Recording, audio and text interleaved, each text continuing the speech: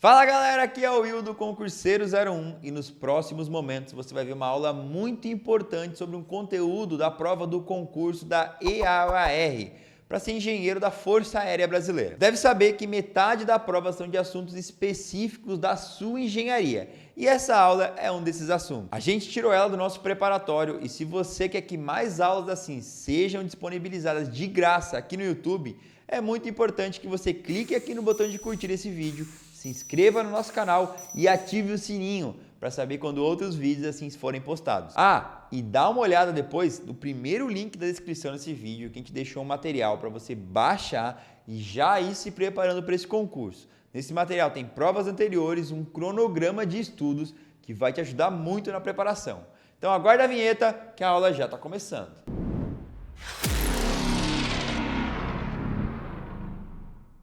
Olá pessoal, meu nome é Igor, bem-vindos ao curso preparatório da Engenharia para Engenharia Química. E o assunto dessa videoaula é Química Geral, Equilíbrio Químico. Vamos começar falando sobre o conceito de equilíbrio químico. O equilíbrio químico acontece quando as reações direta e inversa ocorrem em velocidades iguais. A gente tem aqui esse exemplo de um equilíbrio químico. Ele é representado por essas duas setinhas, né? Cada seta apontando em um sentido. Aqui a gente tem o sentido direto e aqui o sentido inverso. E quando a velocidade da reação direta e inversa, né? Quando as velocidades são iguais, então a gente atinge o equilíbrio químico. E é importante destacar também que a composição de uma mistura em equilíbrio não é alterada com o tempo se a temperatura for mantida constante. A gente consegue observar isso melhor nesses dois gráficos, né? Nesse primeiro gráfico, ele relaciona a concentração aqui dessas espécies, né? Nesse nosso exemplo, com o tempo. Então, a gente tem aqui em azul, né, o nosso reagente e em laranja o nosso produto. Então, inicialmente, né, vamos supor que a gente só tem esse reagente, que é o N2O4. Então, ele está aqui, né, uma certa concentração, enquanto a concentração do outro é zero. Então, à medida que o tempo, né, vai passando, a concentração aí desse reagente vai diminuindo, ou seja, ele vai ser consumido e o produto ele vai começar a ser gerado até que vai chegar um dado instante em que as concentrações ali não vão mudar, né? A concentração tanto do reagente, do N2O4, e a concentração do NO2 vai permanecer constante. Então, a partir deste momento aqui, quando a composição da mistura não é alterada, a gente fala que o equilíbrio foi atingido.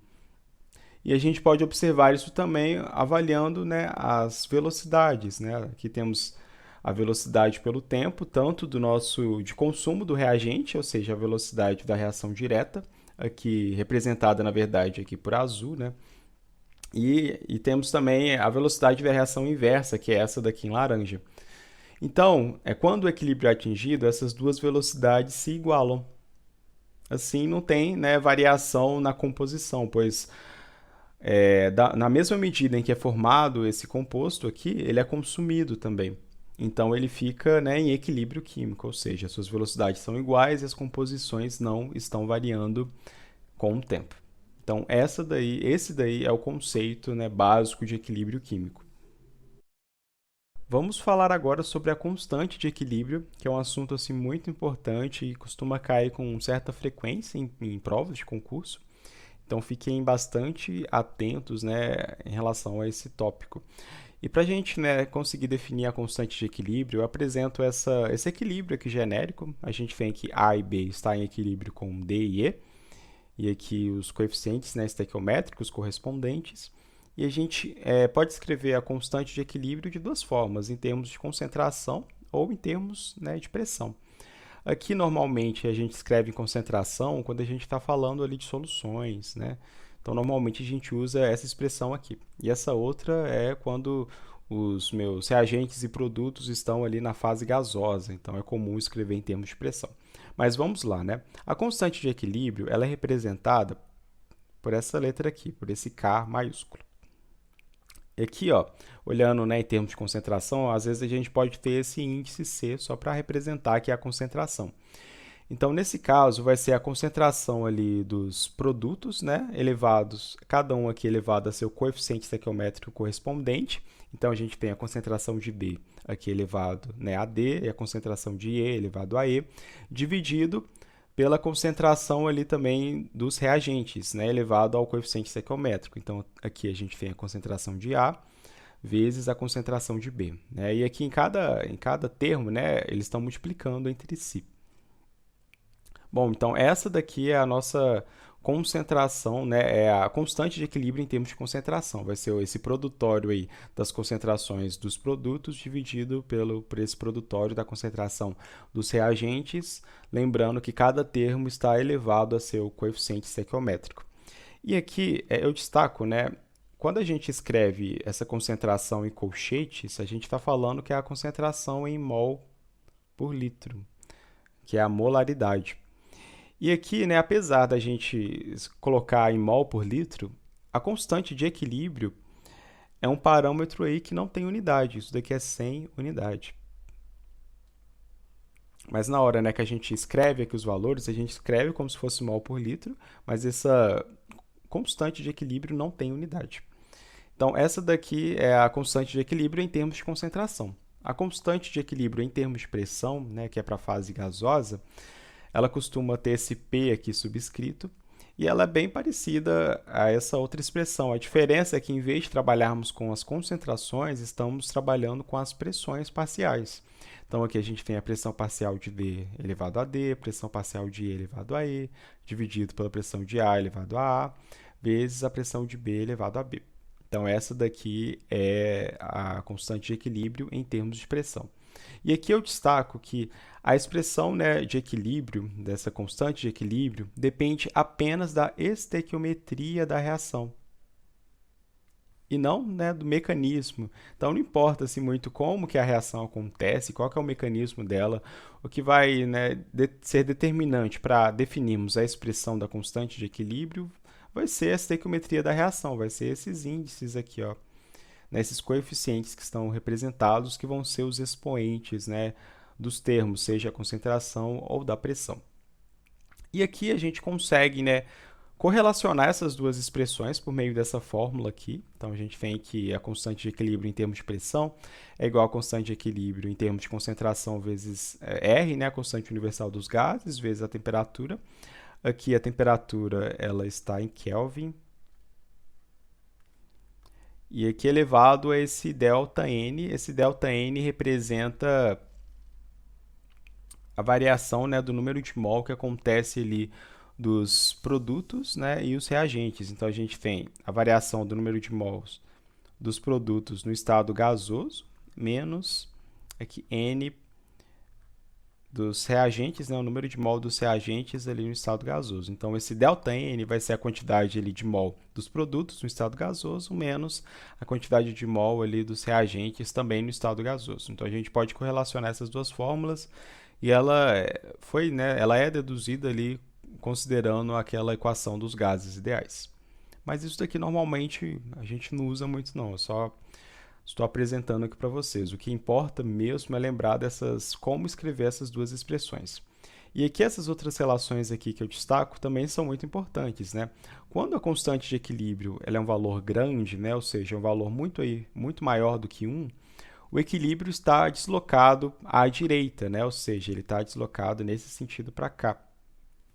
E os produtos predominam, né? Ou seja, quando esse valor aqui ele é alto, a gente tem que o numerador dele também é alto, né, em comparação com o denominador. Assim, né, a gente tem mais aí produtos, os produtos estão predominando, então o equilíbrio está deslocado no sentido dos produtos.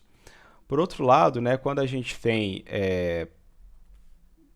um K, né, muito menor que 1, ou seja, um K bem pequenininho, o equilíbrio está deslocado à esquerda, né, então ele está deslocado aqui agora no sentido oposto, ele está deslocado no sentido dos reagentes. Então, os reagentes eles estão predominando, né? Ou seja, quando a gente olha para a equação aqui e esse K ele é pequeno, a gente tem que o denominador deles é maior, ou seja, né, tem que os reagentes estão predominando em relação aos produtos. Assim, como consequência, esse K fica bem pequenininho. Então, né, novamente eu reforço a importância de vocês saberem escrever a constante de equilíbrio e também terem essa compreensão de que quando K é grande, então tem um predomínio ali de produtos, e quando K é pequeno, a gente vai ter um predomínio dos reagentes. Eu destaco aqui agora algumas características importantes em relação à constante de equilíbrio. A primeira delas é que o valor da constante de equilíbrio é alterado com a temperatura. Então, a constante de equilíbrio depende da temperatura.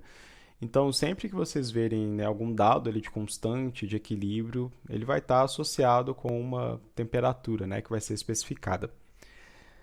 Bom, então a segunda característica é que a constante de equilíbrio de uma reação na direção inversa é igual ao inverso, né, que a gente pode chamar também de recíproco da constante de equilíbrio na reação na direção direta. Então, né, para ficar mais claro, a gente tem esse equilíbrio aqui, A mais B, formando C mais D, e a constante de equilíbrio é K1. Se a gente inverter, né, esse equilíbrio, colocar agora C mais D nos reagentes e A mais B nos produtos, a nova constante de equilíbrio vai ser o inverso, né, ou o recíproco dessa primeira aqui. Então, esse novo K vai ser igual a 1 sobre K1. A terceira característica é que a constante de equilíbrio de uma reação que foi multiplicada por um número é igual à constante de equilíbrio original elevada a uma potência igual a esse número. Então, a gente tem aqui esse mesmo equilíbrio, né, com a constante K1. Se a gente multiplicar, né, os coeficientes estequiométricos por n, a nova constante de equilíbrio vai ser igual a K1 elevado a n. E, por fim, eu destaco que a constante de equilíbrio de uma reação global, que é o resultado do somatório de duas ou mais reações, é igual ao produto das constantes de equilíbrio das reações individuais. Então, a gente tem esses dois equilíbrios aqui, né, e a constante do primeiro é K1 e da segunda aqui é K2. Quando a gente, né, soma esses dois equilíbrios, a gente, né, cancela aqui, por exemplo, o A com A, o C com C, e o equilíbrio global resultante vai ser B mais F, em equilíbrio com D e G. E a constante de equilíbrio, nesse novo caso, K3, vai ser igual ao produtório, né, ao produto aí dessas reações que foram somadas. Vai ser K1 vezes K2. Então, aqui são, né, informações muito relevantes que podem ajudar vocês ali na resolução de exercícios um pouco mais complexos sobre constante, envolvendo equilíbrio e constante de equilíbrio. Bom, até o momento, os exemplos que vimos de equilíbrio químico eram equilíbrios homogêneos. Nesse caso, né, os equilíbrios homogêneos são equilíbrios em que todas as substâncias estão na mesma fase.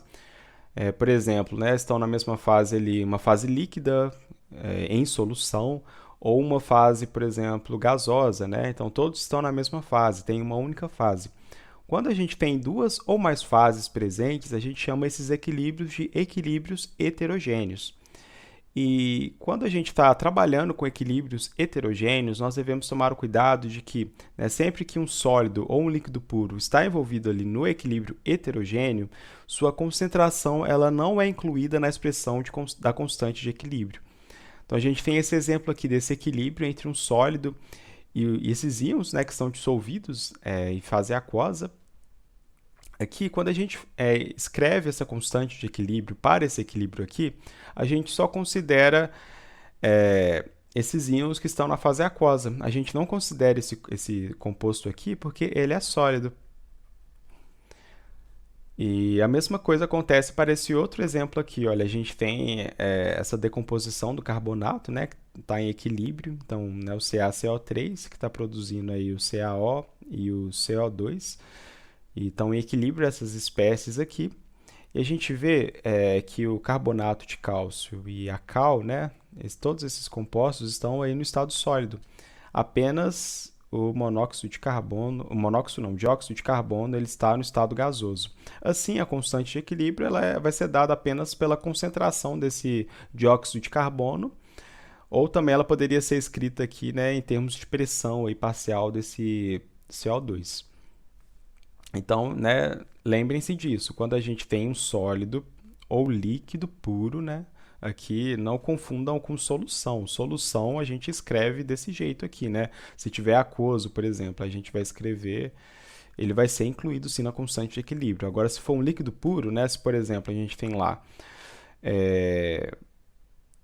colocar aqui a água, né, H2O, e ela está líquida, a gente não inclui ela na constante de equilíbrio. Então, não se esqueçam dessa informação. Outro conceito é o de quociente de reação.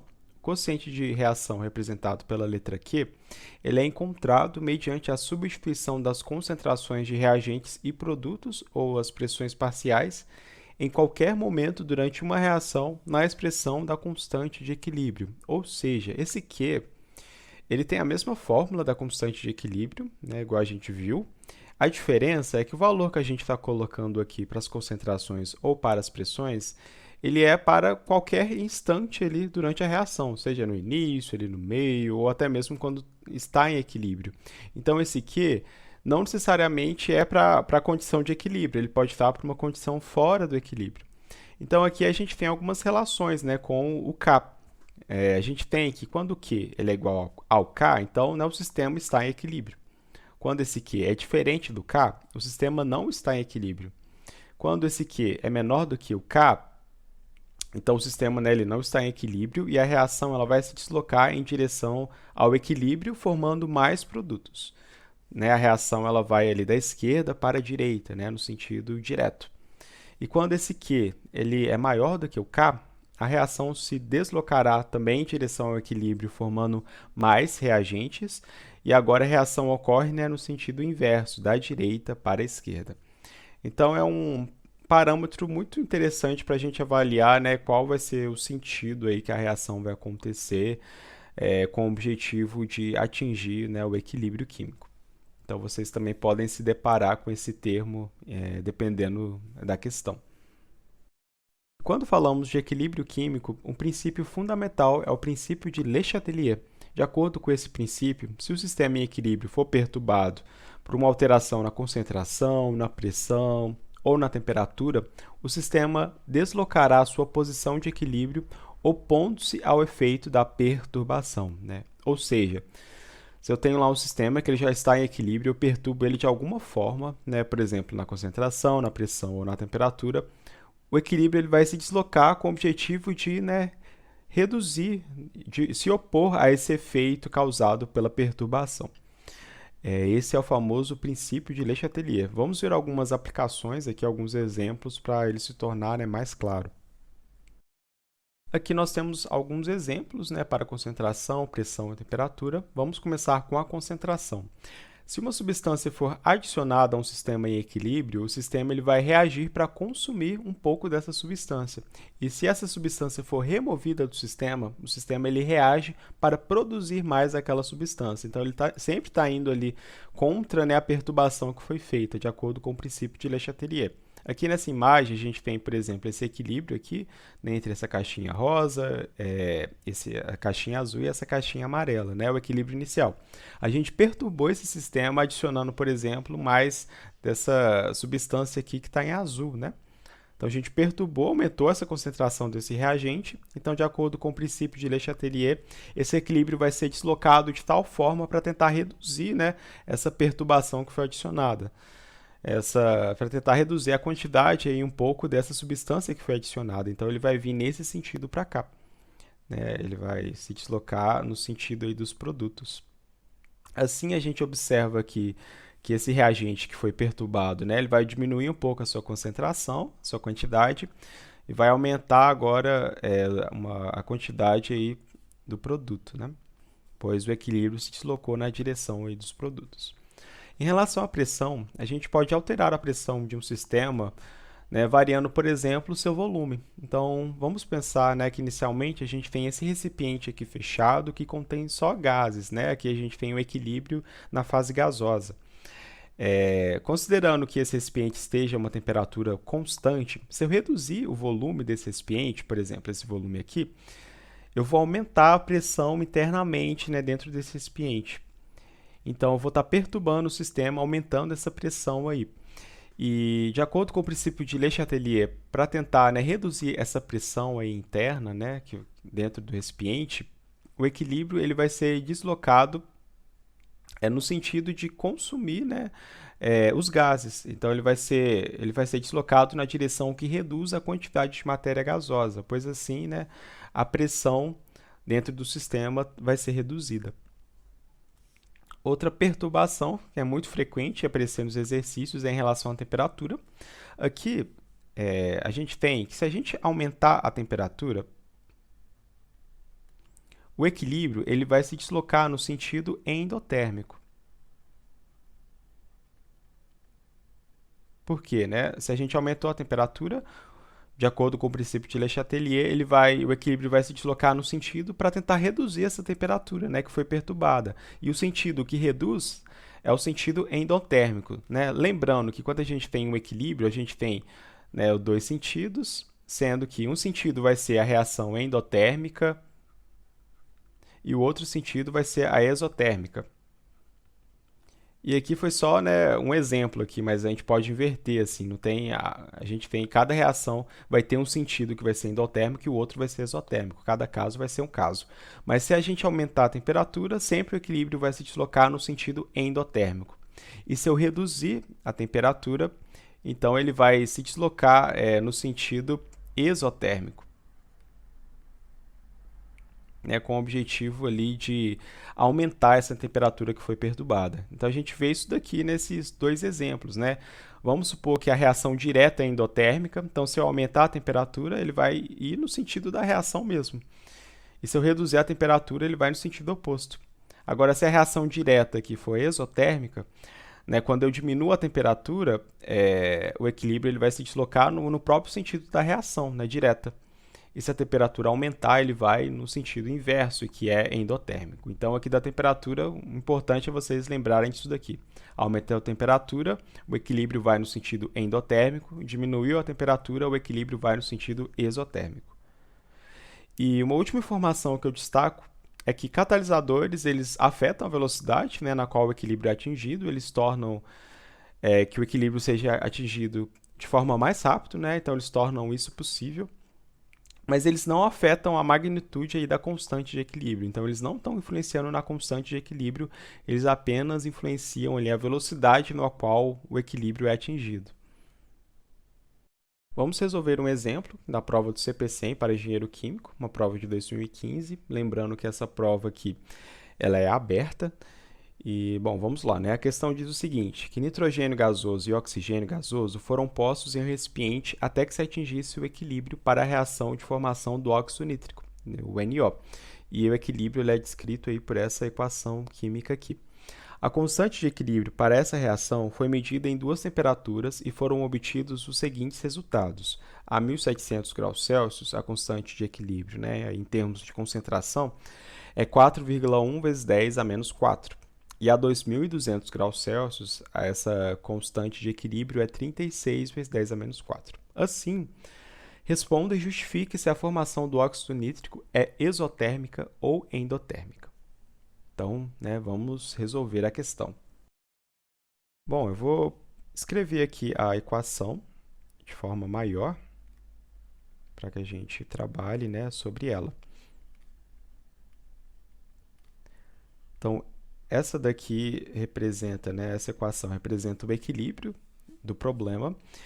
E com base nela, a gente consegue escrever a constante de equilíbrio, né, em termos de concentração. Vai ser aqui no numerador a concentração do NO elevado ao quadrado por conta do coeficiente estequiométrico. E aqui no denominador vai ser as concentrações aí de N2 vezes O2. Então, essa daqui é a expressão para a constante de equilíbrio, né, considerando esse equilíbrio aqui. Então, no problema, né, foram feitas aí duas medições. A 1700 graus Celsius, a constante de equilíbrio é 4,1 vezes 10 a menos 4. E a 2200, essa constante de equilíbrio é 36. Então, aqui a gente observa que quando a gente aumenta a temperatura, a constante de equilíbrio também está aumentando. E quando a constante de equilíbrio, né, quando ela aumenta, o que isso representa quando a gente olha aqui para a fórmula? Está representando que a quantidade de NO está aumentando aí mais, né, em relação, por exemplo, ao N2 e o O2. Ou seja, né, o numerador, que é essa parte aqui de cima, ele está aumentando, enquanto o denominador, a parte de baixo aqui, ele está diminuindo. Isso representa um aumento na constante de equilíbrio. Então, se esse numerador ele está aumentando e o denominador aqui está diminuindo, a gente consegue concluir que o equilíbrio está se deslocando nesse sentido para cá, né? Na reação direta, quando a gente aumenta a temperatura. De acordo, né, com o princípio de Le Chatelier, que a gente acabou de ver,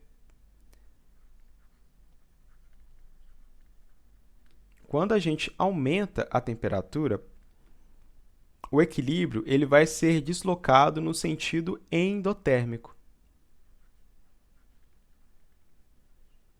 Por quê? Né? Quando a gente aumenta a temperatura, o equilíbrio quer reduzir essa temperatura para reduzir o efeito dessa perturbação que a gente causou no equilíbrio. Então, se a temperatura aumentou, o equilíbrio vai se deslocar no sentido endotérmico ali da reação, com o objetivo de reduzir essa temperatura.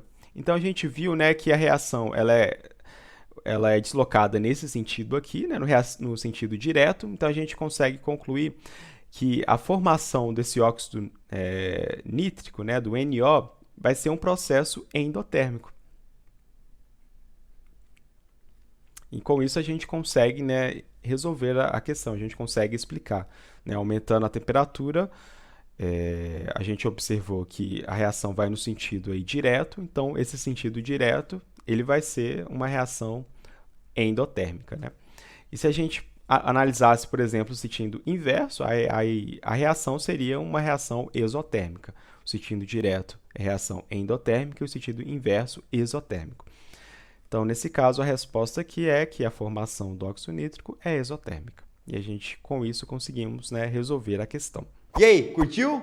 Então não esquece de se inscrever no nosso canal para ser notificado de mais vídeos como esse, hein? E se ficou com alguma dúvida, comenta aqui embaixo que a gente vai ter o maior prazer de te responder. É isso aí, galera. Valeu e até mais!